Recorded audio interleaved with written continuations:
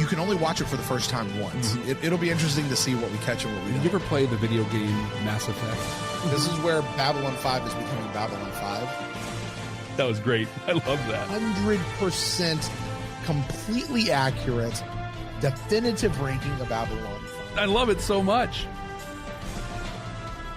We're officially into it, Jeff.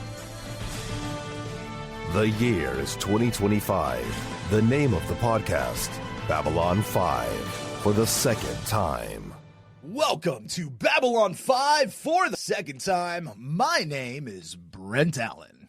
And I'm Jeff Akin. Brent and I used to be Star Trek podcasters, but then we watched Babylon 5 for the first time, and everything changed. Now we're watching this incredible series for the second time, paying attention to all the things we didn't even know about the first time around. And you know what? Just like the first time around, Jeff, we are still going to be searching for those sci-fi messages that we find in this series, because what better genre out there than it is to hold up a mirror to society or give you hope that things can be better in the future, or just tell you how to be better human beings to one another. You know what I mean? Now, this is Jeff, we asked this question earlier today.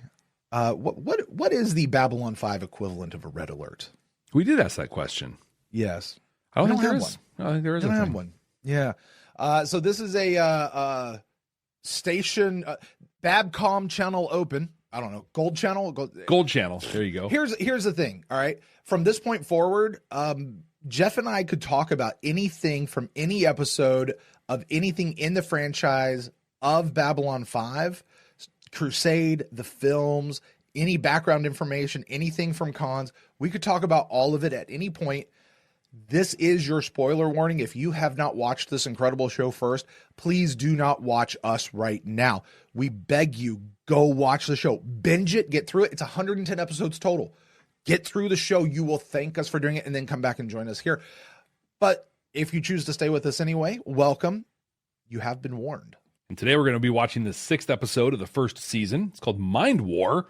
We're watching it for the second time. And like we said, we're looking for those things that we missed the first time, and we had no idea where this story was going. So Brent, what do you remember about your first viewing experience with Mind War? Honestly, Jeff, I don't remember what my initial... Yeah? You might not remember. There's somebody right over here. I don't know if... Yeah. Is that cool? Like, that guy. This is what I remember. Bester is I don't remember what I thought about this episode, Jeff. I really don't. Like, I know this is the episode we meet Bester in. I don't know anything else about this episode. I don't remember it. I wish I did. I don't remember it. So that being said, it makes me really excited to dive back into this episode, because here's what I do know. You and I referenced this episode. We've referenced Mind War a million times throughout the course of the show. But in my mind, it's the one we meet Bester in. What does he do? He does what Bester does. That's what I know. Okay. Like, the crew responds the way the crew responds. Like, yeah, that's what I remember. How about you, Jeff? I remember not liking it very much. Yeah. Like, what I remember is I liked a lot of the ideas in it. I didn't think it was executed very well.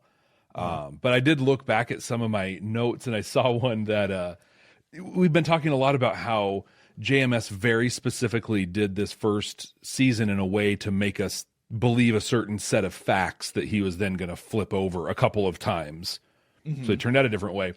So I said, at this note, it said, I really want to believe that G'Kar is making sure Catherine didn't die on her mission, that was a show of sympathy and compassion. And maybe it was, given his statement about people not being what they appear, but even just a few episodes in, I can't help but think he's just doing this to hold it over Sinclair's head at some point. I was totally sucked into the G'Kar's a jerk thing. It's interesting you'd say all that, Jeff. Oh, yeah? Well, because while I may not remember what my first reaction was, I do know what my first reaction was. And I know what your first reaction was, because I went back and listened to our original episode. Really? Which we haven't done before now. No. I did. I went back and I listened to our original episode. Would you like to know what you actually said? You want to see how close you were to what your recollection was? Yeah.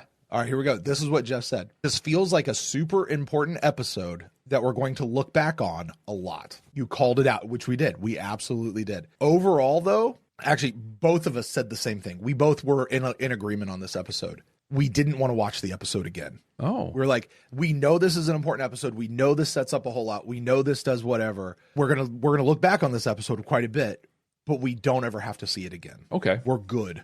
You and I both said we're good. It's fine. You had this great line. You said, I'm more excited to see where this one goes than to actually revisit this one itself. That's cool. Well, with that, Brent, let's go watch this thing. Let's do it. If you're watching us for the first time, hi. It's so cool you're here. The way this is going to work is Brent and I are going to watch this episode for the second time right now. If you didn't catch this episode the first time around, when we talked about our first time stuff that Brent talked about, there's going to be a link button thing up here. Go ahead and hit that. It'll take you to it. Pause this, go to that, watch that whole thing, come right back, hit play, and finish this one. It'll really help fill in a lot of the blanks for you. If you are sticking around, though, and just watching this, you're about to see our reaction to this. You're going to watch Brent and I react to Mind War. If you want to see the full unedited version of that, though, you can head over to our Patreon page at patreon.com/Babylon5First, the number 5, the word first, and see all kinds of unedited stuff. Or check the updated link down below. Yeah. This is what it is right now. Hey, listen, if you guys are listening to us on the podcasting app, you're going to hear our reaction. And then, like Jeff said, we're going to hook up on the other side where we'll get to share some of our thoughts about the second watch through. And we'll talk about maybe some of these new messages that we uncover. So, Jeff, let's go watch an episode. Let's do it. Accessing file. This is Earth Alliance Fighter Squadron Black Omega to stolen transport. You are Black ordered to Omega? surrender your vessel and prepare to be Black boarded. Omega. If you attempt to escape, you will be fired upon and destroyed. Do you understand? Repeat, surrender. They got the or- symbol painted on and everything. They are the Black Omega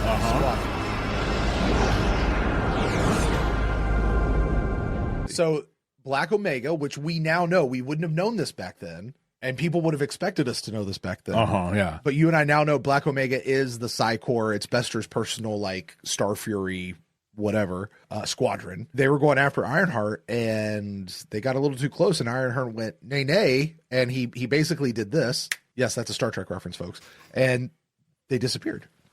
They blipped. Oh, it's not Star Trek. It's a Marvel. It's a Thanos. Yeah. Okay, we got to pay attention. I have to pay attention here. Yes? This is the dude that stabs Garibaldi in the back. Yes, great job. This is him. No, sir, I just never met a psychop before. Yes, sir. I'll bring you there myself. This way. He didn't ask him anything. Could you tell me a little more about He the just- target? It's a Class 4 world, designated He teeped Sigma him. 957. For the- Balance yes. of an atmosphere, mostly For the audio nitrogen and listeners, oxygen. I'm just A looking at flyby sensor picked up traces of 957 is so Sigma. Byproduct of quantum forward. Usually, we need that verified. If so, we'll send out a life sciences probe, make sure we're in accord with all the regs on planetary exploitation. But we can't afford that unless we're certain it's... Can I tell you something, Jeff? You can. I am just now, right, as of this episode and the conversations you and I have been having over the last week, aware of what Quantum 40 is. Really? So here's the thing, though. Like, it's a big thing here and now and up into part of season, and then it's basically never mentioned again. Stand by. We'll be right back. Are you ready to take your Babylon 5 for the first time experience to the next level? With our exclusive Patreon, you'll get access to all kinds of cool stuff that you can only find there. Our recording notes, unedited reaction videos, an exclusive Discord community. And you can even be listed as a producer of the show. Plus, we even offer exclusive meet and greets and hangouts. You won't find this kind of experience anywhere else. Get all these amazing benefits, plus the opportunity to interact with other fans from around the world. It's being part of a huge community where everyone shares the same appreciation for Babylon 5. Subscribe at patreon.com/Babylon5First. That's the number 5 and the word first to get access to these incredible benefits. That's patreon.com/Babylon5First. We can't wait to see you there. Right, but don't they also mention it in, like, crusade a couple times or something like that. I think so. Comes up. Yeah, a that's little bit. that's what I mean. But like you clearly you were like, yeah, it's what stuff the jump gate's made out of, and I'm like, sure, we knew that word. I don't know, but knowing it now, I pick up on this. Oh, of course, that's what they're talking about. I guarantee you, as a first time viewer, I was just like, I don't know what you're saying. I don't remember. It's technobabble. It's just technobabble at this point. I don't remember if it's this episode. It might be by any means. I forget which one, but one of them coming up, we find out, oh my gosh, there's a shortage of Quantium 40, Q40 as they call it. And so like Earth specifically has like a backlog. Like they're building jump gates out there and they're backlogged. I want to say it's 6 months or something like that, but I don't know if I'm remembering that right. There's a shortage of Get on it, Q40 on Apple. Earth. They backed up 6 months on jump gate construction. Which is why we need Holy absolute confidence. Wow. I need your word that you won't make Okay. it, Deja vu. Okay. including the commander. My personal life has nothing to do I with... know. I was told to ask, so I'm asking. We each have our marching orders, Miss Sakai. This guy looks like the Jinxo I have your actor, word. like being legit. I like this, and I like that he. Oh, that's a really That's great a pause. great pause. Take the watermark down and just let's look at the beauty Yeah, of this look at pause right that. now. That's perfect timing. All right, put the watermark back up. Go ahead. What now? I love how she just like. I think a lot of times in sci-fi, there's the person they go do business with. For stuff, she just has random people. You know, this is different than the people last week or the week, you know, whatever. Like, I don't know. It feels very real. It's occurring to me right now. Basically, being a telepath out here, it's gig work. It's just gig work. That's all it is, right? Like you got a gig now. Let's go do that. I got my schedule. I'm going to go sit for a negotiation here. I'm going to, go to an And interrogation. you get paid over per here. thing, and if you got an empty slot, you ain't getting paid, Jack. Like instead of tasker, they have teeper. See, but here's the thing, and knowing this now, that's different because I would have thought coming from Psychor, she's actually being paid by Psychor, and that's not the case. Like Talia's here working for herself. With a She's percentage. not working for OrthGov. She's not with a percentage going back to Psychor. Is that what it is? Yeah. Ooh, I don't think I knew that. Don't I think I knew that? We Hopefully learned she's that. getting paid well. We learned that when Bester contracts Lita's body. He's like, well, you only have to spend 10%. Like, well, instead of the standard whatever. Interesting. Well, then we have a deal. There is one other thing. The target is in a contested sector of space, so we'll need the approval of one other party before we can proceed with the survey. That's great. That was great.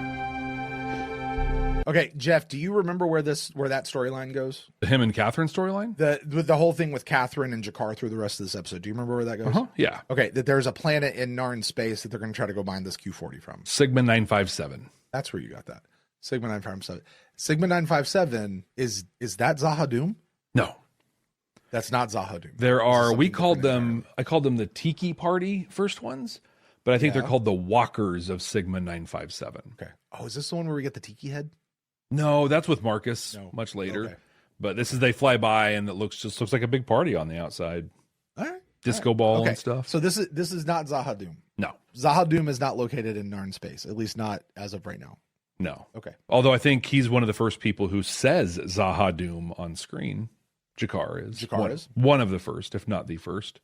Now I'm listening. Commander, some VIPs here to see you, sir. Nia says that this guy right here who's walking out, he was supposed to be the Zach of season one. No, it's a fine time. That way. I agree. Oh, he did it there to Sinclair too. Get out. At least he's not doing the furrowing his eyebrow like. You want to talk to me?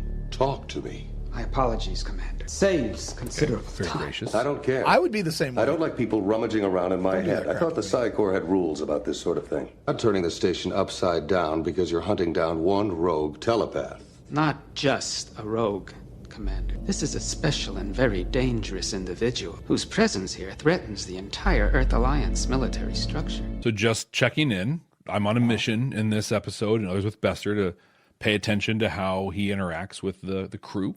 Oh yeah. And so up front, so he telepaths to Sinclair, 100% understandable for him to be like, no, not cool. And then he's cold to him that point forward. It's fine. I get that because of the way he came off, but he was never inappropriate to Bester until he's just like, I'm not letting you do this, but that's also his job to keep the thing. So far, Bester's being treated okay, but Bester and Lady aren't doing anything wrong outside of telepathing to him. I'm gonna push back on that just a little bit. Okay. that I think gives Sinclair the right to be that much more cold, because I literally just made the note about this. Sinclair confronted them, asked them, and they unapologetically confirmed that these psychops are enforcing rules that they themselves are not bound by. Mm-hmm. I'm probably going to I don't like that. What's good for the goose is good for the gander, right? Is that what it is? Yeah, that's what they say. Good. I don't disagree. Good right? for the goose, whatever. Yeah, it's good for the goose, good for the gander. I think you come in, you do this, and I say get out. I think, oh, okay, cool, no problem. I thought you guys weren't allowed to do that. Well, we're cops. We can do anything. Yeah, I see who you are now. What do you want? I putting myself in that position. That's exactly where I find myself. I'll accept that, but I will say that's not a Bester thing. That's a Psycor thing, Psycop thing. But these are the ones who are right in front of him right now. And that's going to make me act cold to you and probably all Psycops until that particular Psycop proves me otherwise. By the way, I just want to say, Ben agrees with me. Delenn is Team Brent. And Fabio says Ben laid it out masterfully, which just means Fabio also agrees with me. It just means groupthink is a powerful thing. 500 credits per week based on Earth's standard rotational cycle. I want to point out in my defense of Psycor, Jason Ironheart is clearly a danger to the station right now. Clearly. So, But then I also have to ask, who else is a danger to the station? Here's the thing. Right now, let's put this in X-Men terms. Yeah, I don't want to go through a mutant registration process. I don't necessarily, mutants are good people and should be. Also, some of you are a full-on danger to society or to whatever building you're in or whatever, and we need to be able to handle this for everybody's safety, and we need to know who you are. This is the same situation right now. To me. Yeah, so. But what I'm saying is there's Bester coming on the station and being like, we have a random rogue telepath that we are interested in for our own purposes, and then we're here after a rogue telepath that could destroy your station. Yeah.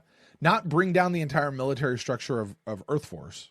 Right, yeah, could literally shake apart the station. Mm-hmm. Let's just say that what's in his brain would compromise Earth Force defense and lead to the death of many of our covert operatives on other worlds.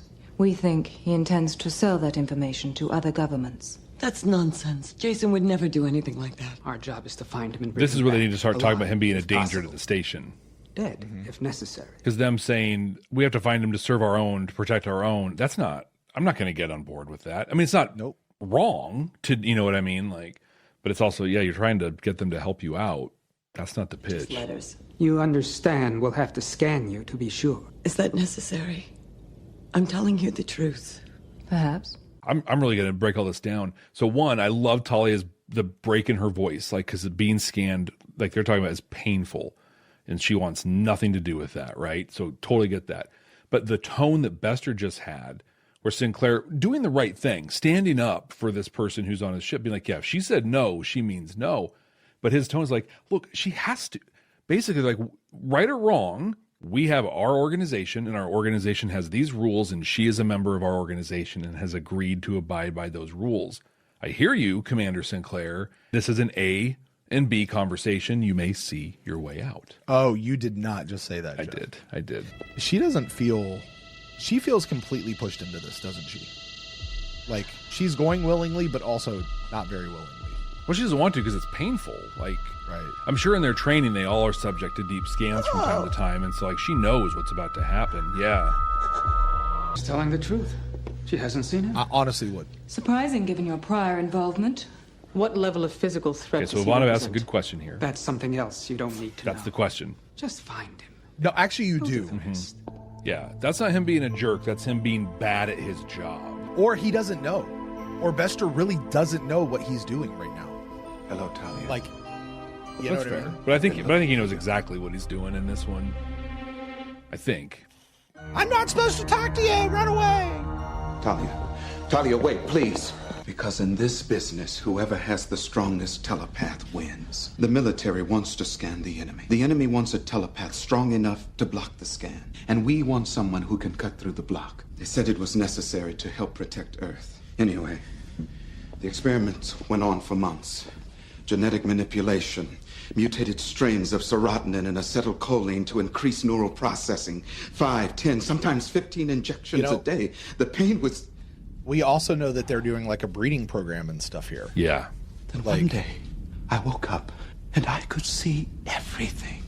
I think that's a really important point because we have talked frequently about the fascist nature of psych horror. Right. And in modern parlance, when we think of fascism, we think of just that, no choice, no nothing, boom, boom, straight lines and all that.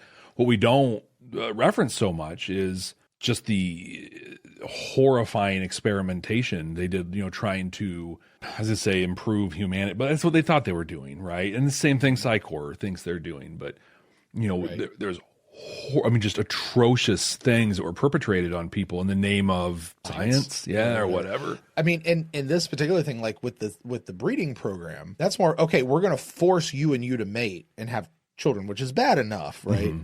Mm-hmm. But also we do that with dogs and create new breeds of dogs. But humans are different than dogs. I will acknowledge that. We are more than just mammals. But they're doing that with people of trying to do it. And what's the worst that happens? The kid that they produce is a regular P level something. Mm-hmm. That's it. The injections, the chemicals that they're submitting them to. Now that's a different thing altogether. They have no idea, what anything, and 5, 10, 15 injections a day. Fantastic point from our council chambers chat over here from Fabio. He could have said, "I can see everything. There's a big war coming." No, I'm going to reconnect with an old flame for the last time and then go become God. I would simply say Ironheart has his priorities straight. Just my opinion. Just 50 quarters to search. Good. That should help narrow it down. Anatomically impossible, Mr. Garibaldi. But you're welcome to try. Anytime. What did he just say? What did he just say to him? He's like, I'm shove my boots so far up my ass, you're going to taste my dog's poop on the bottom of my shoe. Turn that sumbitch sideways. And so I just want to just break this down, taking all the people out of it. You're thinking something, and you don't know me at all, right? And I don't know you at all, but I can read that you're thinking the thing. And we walk by each other, and I say to you, that's not going to work, buddy, or hey, you can't do that, whatever. Who's wrong, right? Who's wrong? And no, Garibaldi didn't say anything. He didn't put it out there. Mm-hmm. But he's in the presence of a psychop. He picks that up. Like, is Bester wrong for being like calling him out on basically thinking about hurting him? Is that wrong? No, he definitely was a jerk about how he did. Like, he wasn't, he's like, come on, let's do this. That's not cool. Like, I'm not saying Bester is a likable guy or what he's doing is friendly, cool, and nice, but I'm saying right here we're all just like, oh my God, Bester's so horrible. He's doing this. Is he though in this situation? Oh no, this is him just being a dude. Mm-hmm. Because okay, just put it in actual verbiage. If you walk past me and say something and you're mad at me and you go, yeah, you do that again, I'm gonna shove my boot so far up your ass, you're going whatever. What's your response? You just gonna try and let him walk away, or you gonna be like, his response, it's the nerd response. He's a nerd. Yes. Yeah. It's anatomically impossible, Mr. Garibaldi. Also, if you want to try it, let's go. Let's rumble. Mm-hmm. Like, that's all that is. And I can hear everyone else making the comments. I can see them over in the side. He scanned him without consent. He didn't this. If you walk by a person who has the ability to hear and you say something, they're going to hear it and they're going to react to it. Mm-hmm. They know he's a psychop. They made it clear they're not held to rules. Yeah. I'm not saying it's right, but I'm saying that this is the reality they live in. Yeah. Well, I was going to say, it's not so much necessarily a scan, it's just it's floating in the air. And we know from later episodes, Garibaldi broadcasts his thoughts. Very loudly. Like, I mean, look, if I walk past somebody who's talking on their phone, but they have their phone on speaker and they're holding it up here, I'm not at fault for hearing their conversation. But it's not like I'm eavesdropping either. You're putting it out there. That's on you, not me. Well, in the chat, it comes up also, like, we saw that in Midnight on the Firing Line when Talia just walked by Londo and he was so loudly thinking. And so that's the thing, right? So it was okay for Talia to pick that thought up and then take action on that. And yes, it saved lives and blah, blah, blah. But that was okay. But this isn't because it's Bester? So I'm going to say something, Jeff, and this is going to piss some people off because it's going to hold up a mirror to them. All right? The reason people look at Bester and see what he does and go, oh, he just scanned him without permission. But as you point out, Talia did the exact same thing to Londo. Nobody had a problem with it. It's not because of what happened. It's because of who did it. Mm-hmm. The truth is you don't actually have a problem with it. You just don't like who did it. And that is so true in so many aspects of life, whether it's in religion, politics, education, medicine, whatever. It's not so much the message that you hate or the action that you hate. It's just a matter of whether or not you agree with this person or this person, whether you want to like it or not like it. That's really it that it comes to. For most things, there are exceptions to that rule. And if we were genuine, integrous adults, we would be able to recognize that about ourselves and be able to recognize when it's our bias against the person versus when it's our bias against the action or idea. And that's an us thing, not a them thing.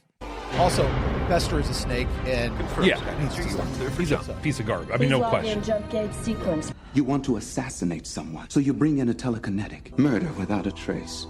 No fingerprints, no poisons. They didn't understand, Talia, the power, how far it... Jason, what is it? Get out!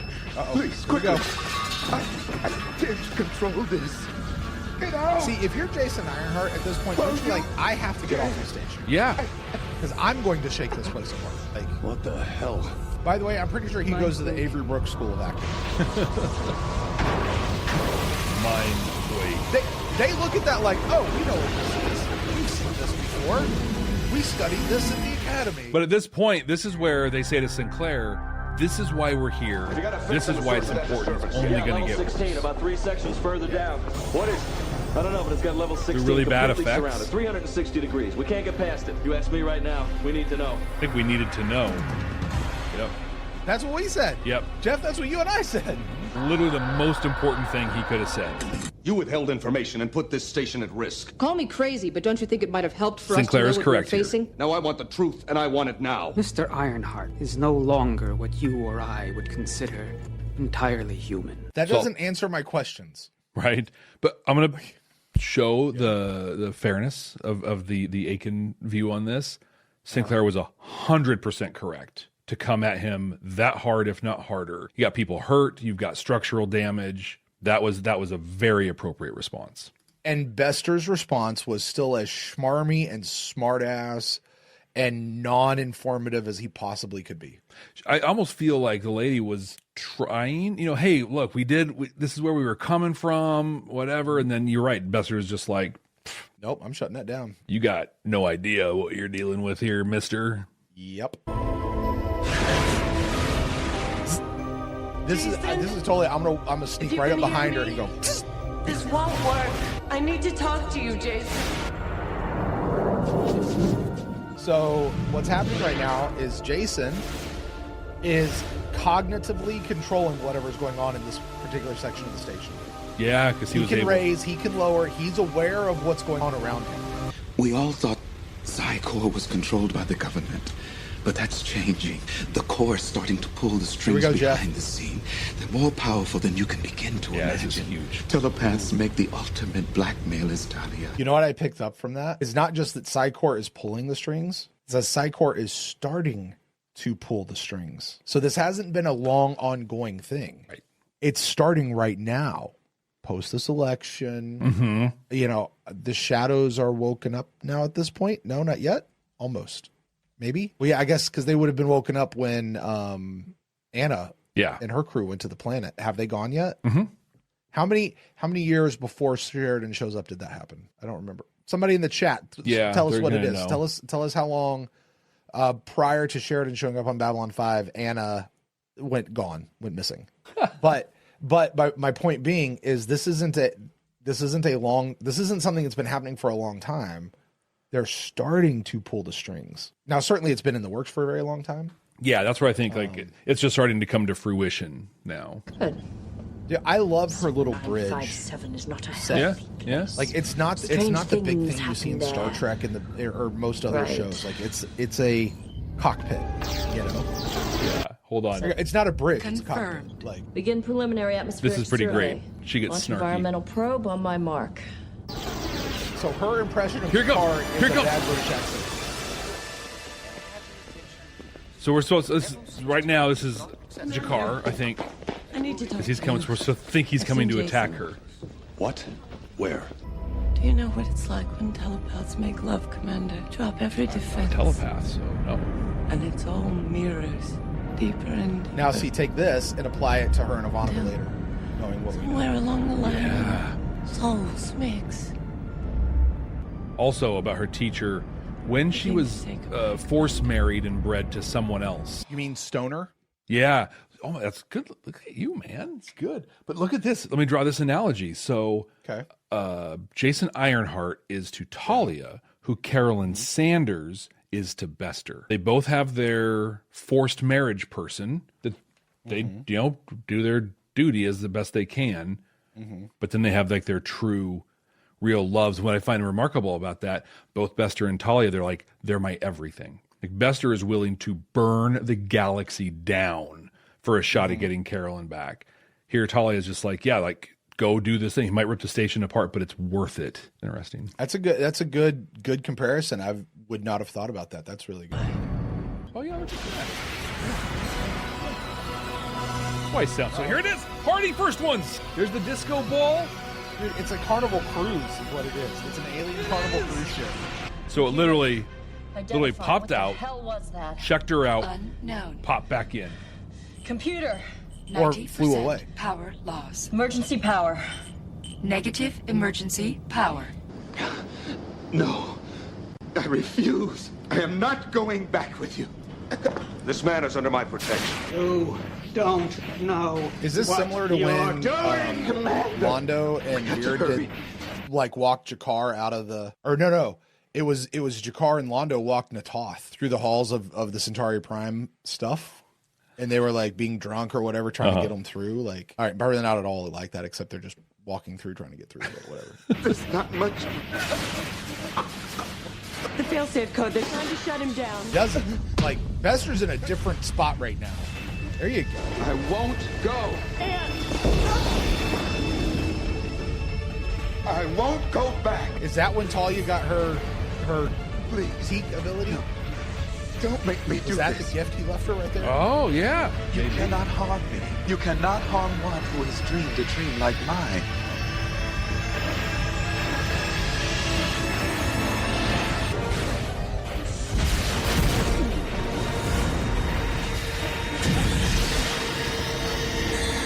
Now wait, he could do that to Chicky with the lips. Why couldn't he do that to Bester? Because he just got shot. No time. Let's just pretend for a second All right.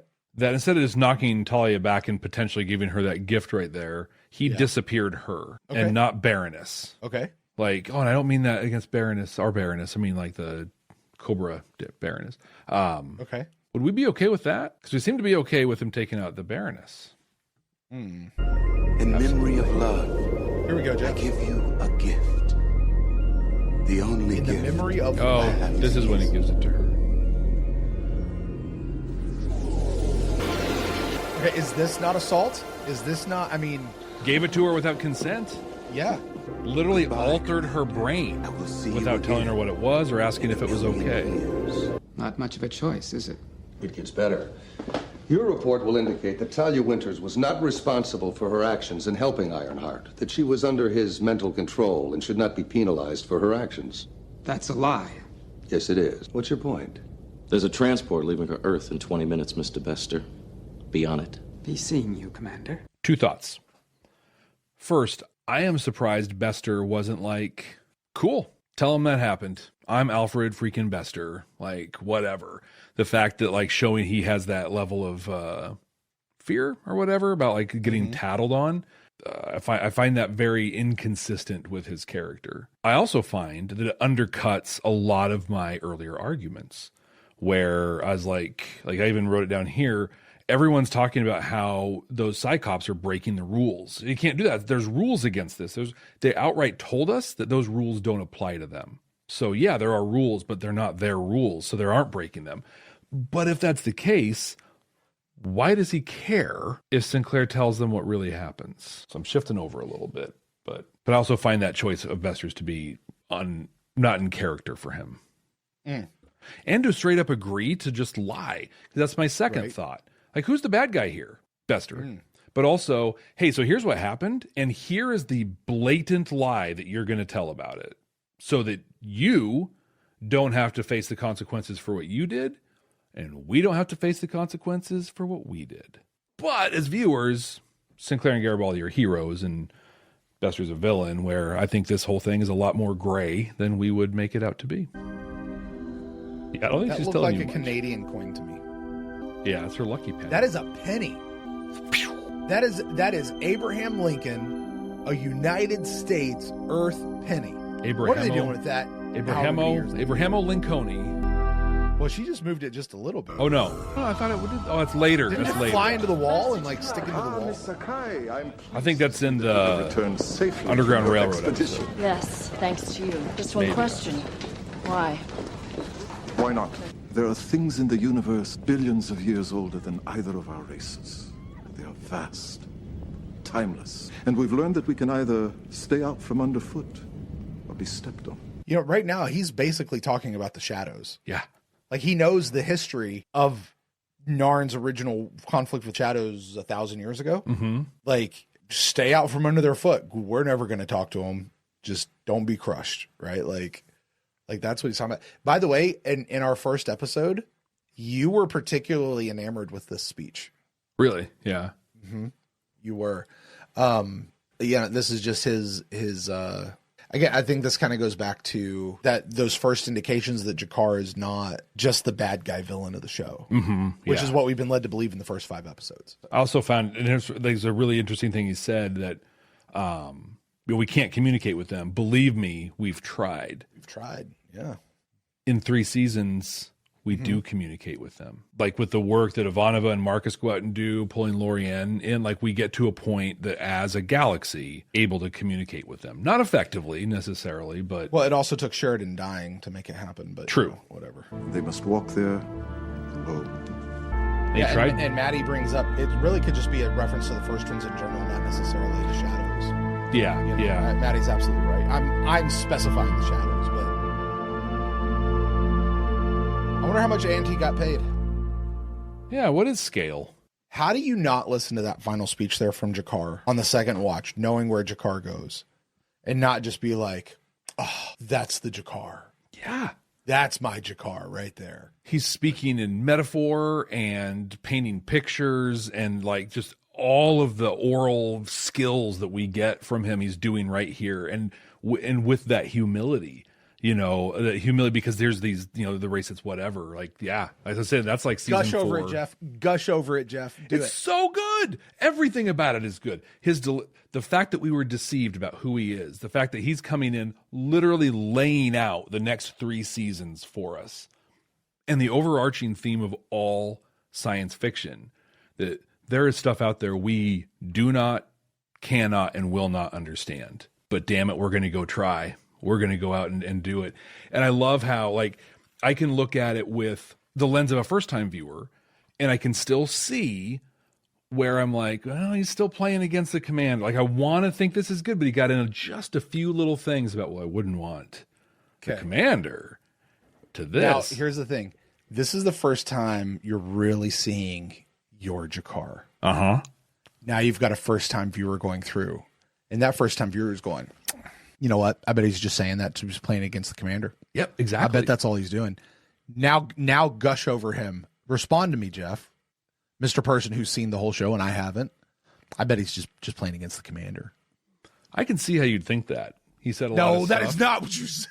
No, I can see how you'd think that. He says a lot of things that makes it sound like he's against the commander and Sinclair and everybody. But the reality is, if you really listen to what he said, he cares deeply about all life. Not just his life or Narn's life, but everyone's, because he knows there's more out there. He knows there's something bigger than any one of them, and he wants it to be better for them. Might this be one example of G'Kar's words from earlier talking about himself? Not everyone here is exactly as they seem. Yeah. Just showing it right there. Right? Yeah, that was fantastic. I loved it the first time. I loved it the second time. It's so good. I just love, there's a couple. Wait, I'm sorry. You loved what the second time? Because you did not love the episode the first time. Correct. I loved Jakar's speech. Gotcha. Okay. Yeah. And one of the things I loved about this episode was between Jakar and Catherine's story with with Sigma 957, and then what we learned about Psychor and what Ironheart shared about it, we kind of got the series laid out for us again. They're pulling the strings. There's this. Little did we know that those two things were actually connected, with Psychor and the Shadows, being in league with each other. But we got those two huge angles just spelled out for us. We get that one shot or one little scene later on where we're in the president's office or vice president's office back on Earth, right?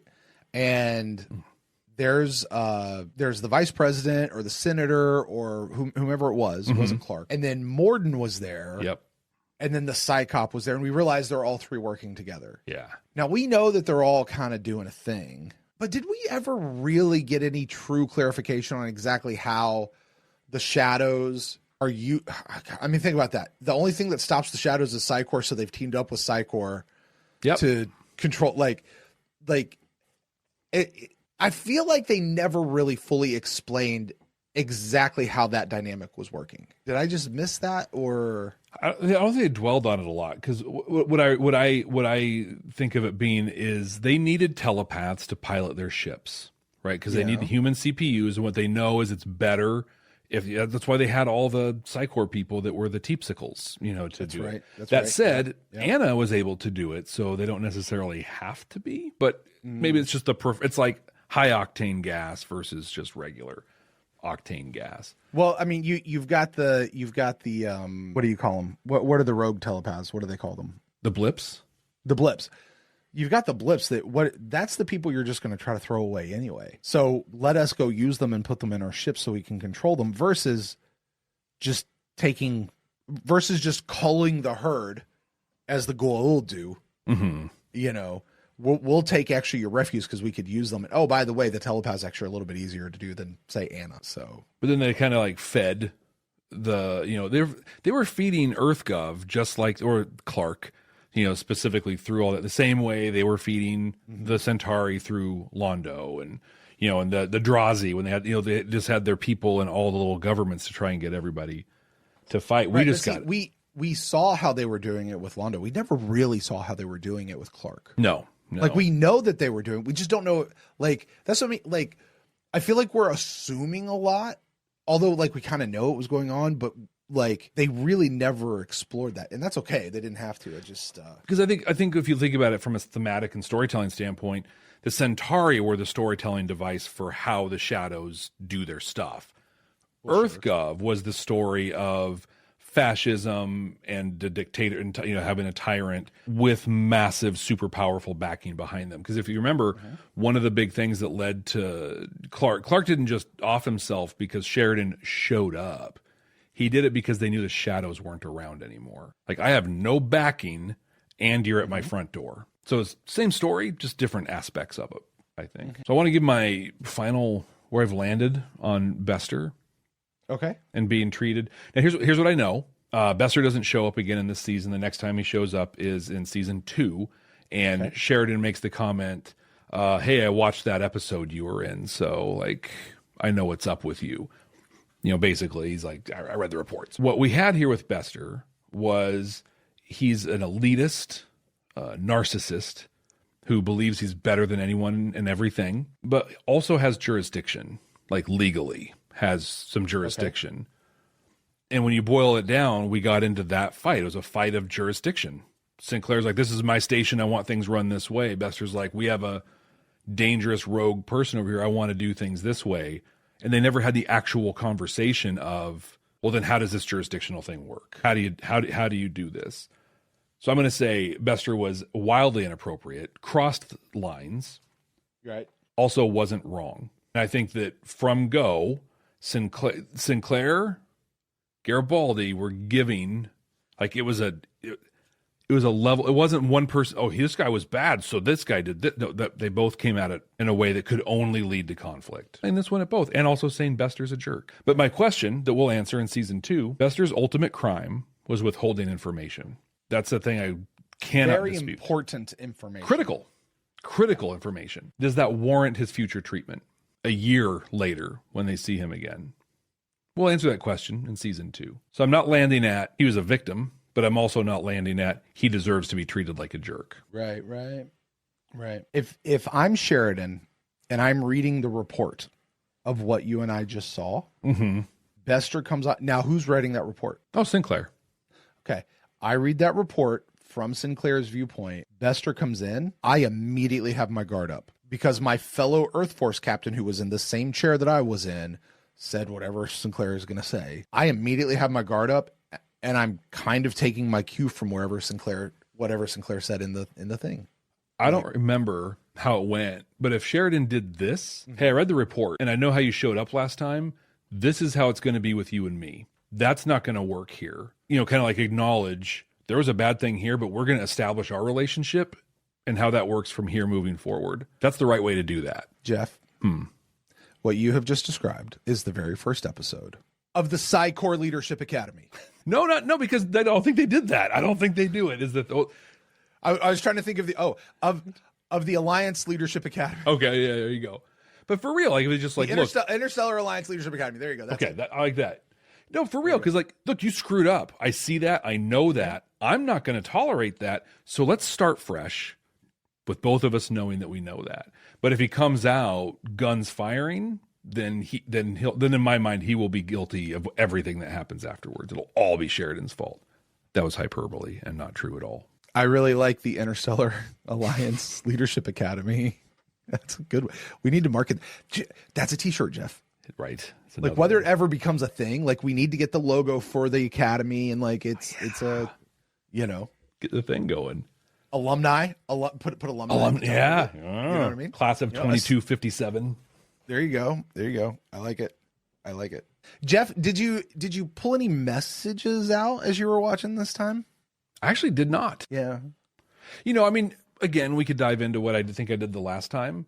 So in our first episode, and you heard this, but I gave this 2.5 deltas. You gave it 4 deltas. I did. Did you place a lot of those deltas on Jakar's speech at the end? Yes. Yeah.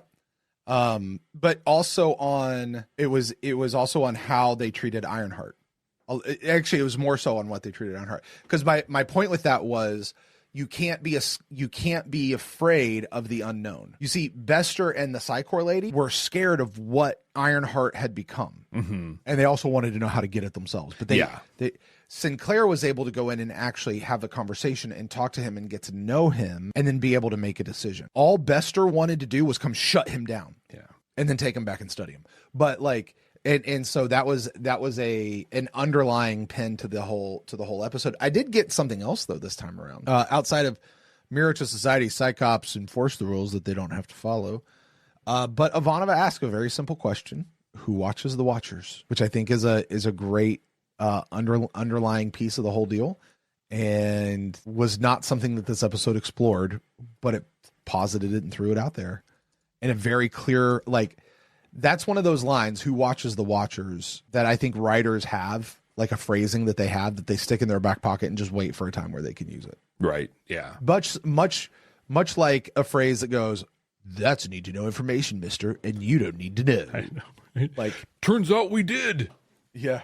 Also, it's a little bit of a cheesy line, and I'm not sure where all I've heard it, but I know I've heard it in many different places. So, oh my God, here's the message that I got out of this. Great. No one here is exactly what they seem. And but where I'm going to dive into that, because I'm just like a dog with a bone with this thing, and I'm just not going to let up. The community's like, Bester is horrible and evil, but no one here is exactly what they seem. Jeff, except Bester, he is exactly what he's. But he's not. Actually, no, Bester isn't exactly what he seems. He's worse than what he seems. We find out that he's worse. But where I'm folks, going, I got you. I am with you. I'm going to keep this fool in line. All right, I got you. This is where I'm going, though. Ow, that hurt. Yeah, go ahead. Bester could not be any other way. Have you read the first book of the Psychor trilogy? I'm halfway through it. Absolutely, the way he was raised, he could not turn out any other way. Yeah. Absolutely not. It is a miracle that JMS turned out different from the way he did. Yeah. Given how he was raised. And that said, oh God, I can't believe I'm going to say this, because Byron was raised that way and he saw it differently. Byron was the JMS of the Psychops. Except Byron did bad stuff for quite a long time. JMS didn't do bad stuff. Byron what Byron did was he took all of that. And again, because he said, you don't do to people what they have done to you. You do to people what you want them to do to you. And Byron went in and he started doing to folks what had been done to him. By the way, I just wanted to let you know, Fabio, this one is for you, my friend. Purple. Green. Okay, go ahead. Yeah, I'm right on that. Did you find any other messages in that came up? No, because I was so enthralled with all the other stuff that we were talking about. I know. Man, Jeff, this episode is now up to 2 hours on our recording length. I don't know what this is going to be when we edit it down, but we're up to 2 hours on a recording length. Typically, this whole thing front to back is an hour and a half. You and I stopped a lot to talk about a lot in this episode because we were finding so much, which is what makes Babylon 5 for the second time so special and so good and exactly the way we knew this would be, because you could just take what we talked about and turn all of those into individual podcast episodes that'll go 30, 45 minutes. Oh, totally. Well, I just think, we already wrapped this part up, but I just got to go. There's so much foreshadowing in this. We laid out the first one stuff. We laid out the Psychor stuff. I don't know that deconstruction of falling stars was ever a part of the plan, right? For the arc or whatever, it was kind of got to fill it in, but just planted the seeds for the end of that, with the sun getting blowed up and humanity becoming or whatever. Like, again, to check myself, but hanging out with the council chambers a couple of days ago, I was like, yeah, this episode happened and then nothing in it mattered. No, actually everything. 100% of stuff that happened in this episode totally matters. Well, Jeff, with that, we're doing something, my friend.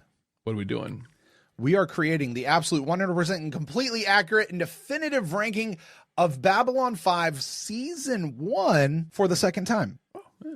So far, we're pretty in line with our first rankings. Will that continue? Will it not? I don't know. Our top 5, because we only have 5 episodes in the season so far. Number 1, Parliament of Dreams. Number 2, Born to the Purple. Number 3, Midnight on the Firing Line. 4, Infection. 5, Soul Hunter. Jeff, where is Mind War going to find itself in the top 5? Because I know it's going to be in the top 5. It is. Spoiler alert, Soul Hunter will no longer be in the top 5. Infection will. I'm in a very big way in a lot of the same places I was the first time I watched this, where like so much awesome stuff was laid out and whatever. Also, there's a lot of poor execution in this. There's some pretty ridiculous acting. The effects left a lot to be desired. I think they were more interested in like planting the seeds and giving you exposition about Psychor and stuff than they were about like the story in the episode. And that's awesome. That's great. But it doesn't make for a really entertaining episode. But ultimately, I'm doing the mental math right now, and I'm asking myself the question that we always ask. It's the final like litmus test. Which would I rather watch? And so between Infection and Mind War, the answer, Brent, is Mind War, which is going to be our new number 4. Wow. Okay. Actually, that's not surprising at all. That's exactly where I thought you were going to go. Cool. Yeah, those other the Firing Line, Born to the those are just great episodes. Well, Jeff, that's going to do it for Mind War. Next week, we are watching The War Prayer, which you and I had a big to-do last time about Mind War Prayer. What is this? Right. Do you remember what your prediction was for War Prayer last time we went through this? I think my exact thing I said was, it's been a little bit and it's been building up. It's time that this thing turns into something. We're going to get the start of like a Narn Centauri war, probably over in the Euphrates sector, because we've been talking about that for a while. So I was pretty sure this was going to be the start of that war. What did you think it was going to be about? I said this was going to be a direct sequel to Mind War, just because they both had war in the name. That's fair. But here, I laughed when I heard what I said. I said, we've got to follow up immediately what happens with Talia. There's no way they're going to let that drop or even sit for a bunch of episodes. Or a whole season or so. So the next time we really come back to this whole moving the penny thing, the next time I can think about it is when you get all those runaway blips, like the Underground Railroad episode. You get the Mary Had a Little Lamb. 2? Boy, was I off on that one. Oh man, I'm excited to see it. I remember parts of the episode, and I remember this was a big moment for us. I think it was Katerina who reminded us of this, or someone recently, that like the episode itself, and then the fact that we saw DC Fontana wrote it. Like, this was the moment we got pulled into Babylon 5. Was this moment here? Oh, the next War episode Prayer. because DC Fontana wrote it. Yeah, it certainly was the moment that I'm going to use a word that JMS, if you're watching, I very much apologize for using this word. I just don't have a better word right now off the top of my head. Having DC Fontana as a writer, for me as a Trekkie, who frankly had never heard of the name J. Michael Straczynski before. I didn't hear about it before this show. I'm sad that that's the case, and I'm obsessed with going back through all of his stuff right now. Seeing DC Fontana pop up for the first time legitimized this show to me. And I feel so bad saying that, but it did. Like, the show wasn't legitimate until she came over from Star Trek because she's Star Trek. Like, that sounds so ugh right now. Like, ugh. But that was, I think, my true God's honest first reaction coming over the way that I came over, man. Well, we'll find out why we felt that way next week, right here when we watch it for the second time. Thanks for joining us. Please subscribe wherever you're watching us or listening to us. Give us a like, give us a rating, all the cool things that you can do on whatever app you are consuming this program on. The one thing you can do for us, though, that means the absolute world, is to share this show with anybody who's going to love it, whether they've seen Babylon 5 before or not. Just let them know that there's two dudes watching this thing and gushing over it all the time. So until next time, I'm going to go Hey, Jeff. Yes, what's up? Hey, got a joke for you. Okay. What did the Carnival Cruise Line first ones say to Catherine when she asked about if there was anything interesting there on the planet? I have no idea. What did they say? Zog. Oh, for crying out loud. I mean, we're not some deep space franchise. This station is about something.